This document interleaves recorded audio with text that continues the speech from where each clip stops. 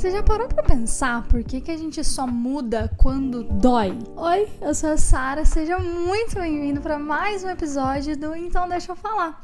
Aqui a gente quer ter uma conversa bem franca, tá? Então assim, se você tiver alguma coisa pra contar pra mim, pra conversar comigo, deixa nos comentários que eu amo ver e amo ter mais ideias pra trazer pra vocês de conteúdo. Mas hoje a gente vai falar sobre por que a mudança, ela geralmente vem com dor, sabe? Através disso. Não sei se você já viu falando sobre isso, mas eu estou passando pelo processo do burnout. E isso tem me trazido muitas reflexões sobre como eu tenho precisado mudar hábitos, mudar comportamentos, mudar situações da minha vida em relação ao trabalho, em relação à vida pessoal, em relação a muitas coisas, pra poder sair desse processo que eu tô vivendo, né? Até porque a gente não quer viver em um burnout pra sempre, porque isso acarreta extremas dificuldades na nossa rotina, no nosso sono, na nossa qualidade de vida, na nossa saúde mental como um modo geral, digamos assim. E aí, dito isso, a gente precisa entender como que a mudança, ela vem pra gente. Então, se você quer mudar um relacionamento, se você quer mudar um comportamento, você quer mudar um hábito, você quer colocar coisas novas pra você fazer, enfim, qualquer tipo de mudança. Eu não tô falando de uma específica, eu não tô falando sobre você mudar de país, sobre você mudar de casa, sobre você mudar de relacionamento, você mudar de namorado, você mudar de não sei o que. Não tô falando sobre uma mudança específica. Eu tô falando no modo geral, até porque a nossa vida, ela é cheia de mudanças. Porque ela precisa ser. Nem um dia vai ser igual ao dia anterior, justamente porque a gente, cada vez, todas as coisas que acontecem na nossa vida são experiências em que vai refletir nas próximas experiências. Então, por exemplo, se você, quando era criança, sempre bateu a cabeça no negócio da porta porque você era muito alto. Exemplo, tá? Você já não entende que toda vez que você vai passar por um negócio, você já vai abaixar? Mesmo que você não tenha certeza que vai bater a cabeça. Ou sei lá, você abriu um armário da sua casa e você bateu a cabeça ali. Se você viu que o armário tá aberto, às vezes você nem vai bater ali, mas você já dá uma desviada ali, porque pode ser que bata. Essa situação, essa ação ali do ter batido uma vez, vai mudar e trazer consequências para as próximas vezes. E isso tá totalmente ligado às mudanças que acontecem na nossa vida. E aí, a gente tem que entender melhor como funciona o nosso cérebro. Talvez você já tenha ouvido falar sobre zona de conforto. Eu quero te explicar o que é isso, porque a zona de conforto, ela nem sempre é confortável e na maioria das vezes ela não é. Só que o que ela é previsível. E o nosso cérebro, ele sente um conforto na previsibilidade. Até uma das coisas que eu falo sempre para as minhas clientes, que eu trabalho como social media, como com a criação de conteúdo, eu falo para elas: os seus seguidores, as pessoas que te acompanham, eles gostam de previsibilidade. Então não tem problema nenhum você criar o mesmo stories todos os dias. Lógico, mudando o dia, você vai estar com outra roupa, vai estar, enfim, são dias diferentes, mas você tem a mesma rotina de stories. Então, por exemplo, você posta, eu tenho o meu jargão que é o Oi Rotina com 3 fotos. As pessoas, elas esperam por isso, sabe? Elas estão querendo aquilo, porque é previsível. Então, entra nessa questão que o nosso cérebro se sente confortável por aquilo. Por que, sei lá, Virgínia Fonseca faz tanto sucesso, sendo que os stories delas são sempre iguais, com o mesmo padrão de fonte ali, com os horários, com o mesmo padrão estética, com as mesmas coisas, com a dancinha, não sei o quê. Por quê? Previsibilidade. Ela soube trazer isso para o perfil dela. Caso ela precise encaixar algum conteúdo, alguma mudança, alguma coisa, vai gerar algum conflito com as pessoas que já acompanham ela. Tô falando que é impossível? Negativo. Eu tô falando que vai gerar. E acontece. Por quê? Porque a mudança, ela traz isso pra gente, sabe? Nosso cérebro, ele é absurdamente planejado pra viver nesse conforto, de evitar mesmo o desconforto, de economizar energia. Quando a gente fala sobre situações prováveis ou sobre as coisas que, assim, já estamos acostumados a fazer, a gente tá justamente colocando o nosso cérebro para poupar energia, economizar ali gasto emocional, gasto mental de exercer uma tarefa nova, de ter algum conhecimento novo, de mudar algum hábito, mudar alguma situação que teoricamente traria algum desconforto. A longo prazo justamente traria o conforto, mas pro momento instantâneo em que acontece, vai gerar desconforto, lógico. E aí, entendendo que seu cérebro, ele foi programado para isso, e aí ele vai achar desconforto, o que a gente precisa lidar tá tudo bem. O desconforto é passageiro, porque aquela atitude, aquela mudança que antes era desconhecida, conforme ela vai acontecendo, ela vai virando hábito, ela vai virando conhecido. E aí a gente não tem mais medo do conhecido, a gente tem medo do desconhecido. Então outras coisas vão surgindo. E isso é lindo, é o ciclo da vida, é isso que acontece. As coisas, elas funcionam assim, porque a gente precisa mudar também para evoluir. Por que a dor, ela parece ser um gatilho para mudança, né? Por que ela, geralmente, ela é mais fácil quando vem acompanhada de uma dor?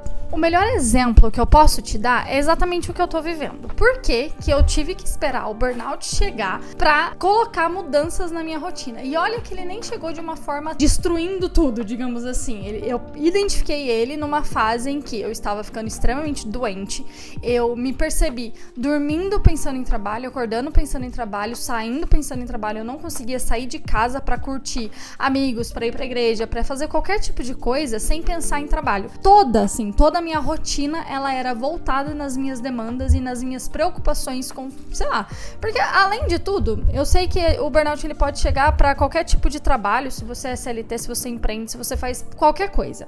No meu caso, eu empreendo. Eu tenho uma empresa, eu tenho uma agência de marketing e design e começou a me pegar num sentido de, cara, tudo da minha vida tava girando em torno disso. E a nossa vida, ela não pode ser trabalho.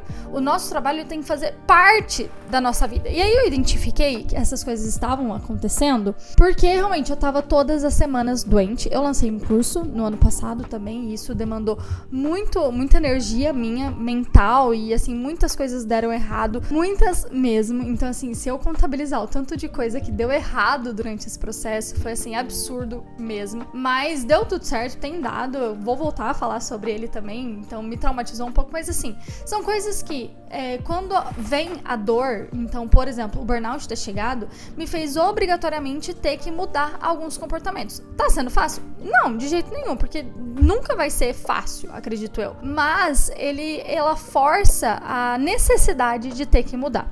E aí a gente pode entrar no consenso de entender a mudança como um incêndio. Digamos assim, quando o alarme toca, o incêndio já aconteceu.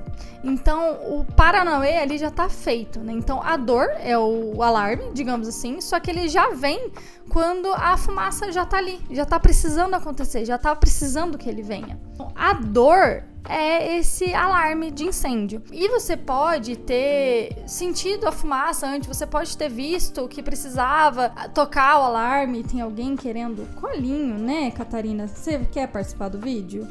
E aí as fases dessa identificação são basicamente a pré-contemplação, que é quando a gente não percebeu que tem um problema ainda. A gente não viu que ele existe. E a parte da contemplação, em que a gente viu que ele existe, mas a gente ainda não tomou nenhuma atitude para mudar.